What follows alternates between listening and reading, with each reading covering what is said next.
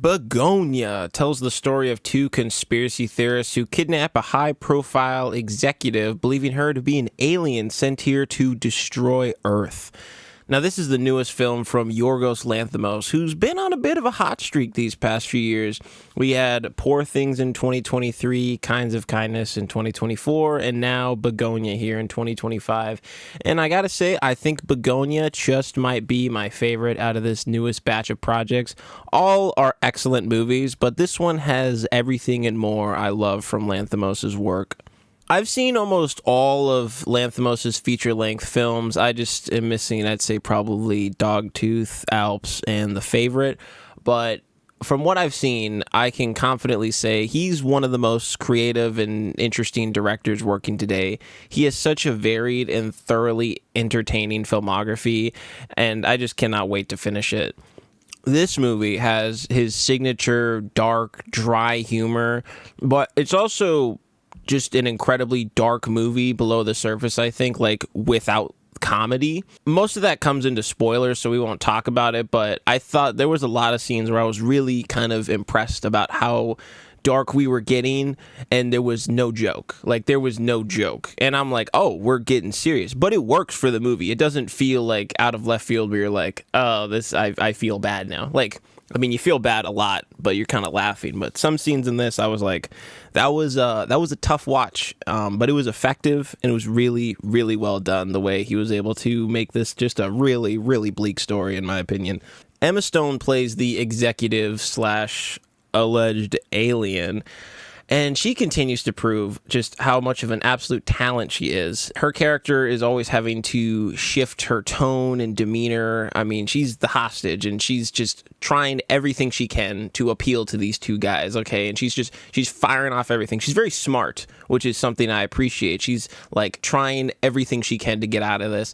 And she and Lanthimos are just, they've been such an amazing duo to watch, an amazing actress duo, and I really hope they do some more stuff together, because I really just love everything they've done together with the projects they've had. The kidnappers, played by Jesse Plemons, who we will return to, and Aiden Delbus, I think is how I say his name, in what is, I think, his first role. He's amazing in this, and he fits this role perfectly.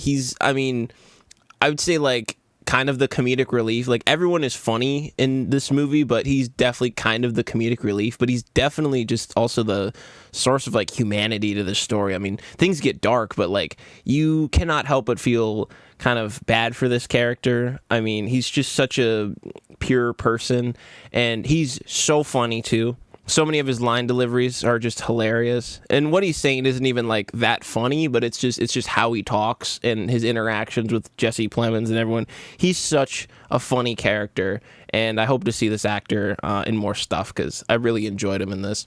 The performance that I really, really loved was Jesse Plemons. I think he gives not only the best performance in the movie, but maybe of his whole career. I don't know. It's tied with Todd. Jesse Plemons is just another one of those actors working today who's just incredibly talented, and he's such a perfect fit for Lanthimos' style. He easily gave my favorite performance in Kinds of Kindness, and I was so happy to see that collaboration, and I was so excited to see it again in here. And I think he's even better here. He gets so much more to work with. He's such a sad and interesting character to follow, especially the more you learn about him. At first, he just seems like really malicious and incompetent, which he kind of is, but I mean, the more you learn about him, you can't blame him for thinking and acting the way he does. I was just consistently in awe of his performance and the wide range of emotions he would fly through in just a few minutes. The trio leading this movie is just amazing, and they all give fantastic performances. Lanthimos' directing has always been top-notch. He has this distinct way of making normal, mundane settings look so rich and stylish and a little off-putting, very disturbing, almost a little dreamlike, you know, just the way he shoots a movie. You're just kind of like, I've been to an office building, but it never looked so strange. Despite most of this movie taking place in a house, it is just a very gorgeous movie to look at, even during its ugly moments. And lastly, I want to say, without spoiling anything, I thought the ending was perfect. it recontextualized everything leading up to it, and it made me feel a lot hopeless, but I was unable to hold in my laughter as well because it was just hilarious.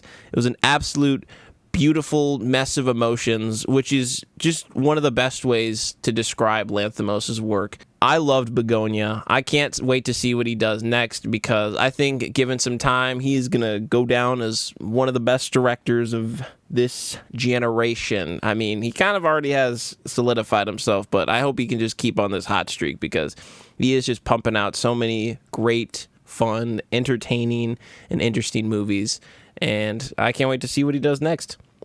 Anyways, that's all I got for you guys today. Hope you enjoyed the video. Please like and subscribe if you did. Let me know your thoughts on Bugonia down below, and as always, I will see you on the next one.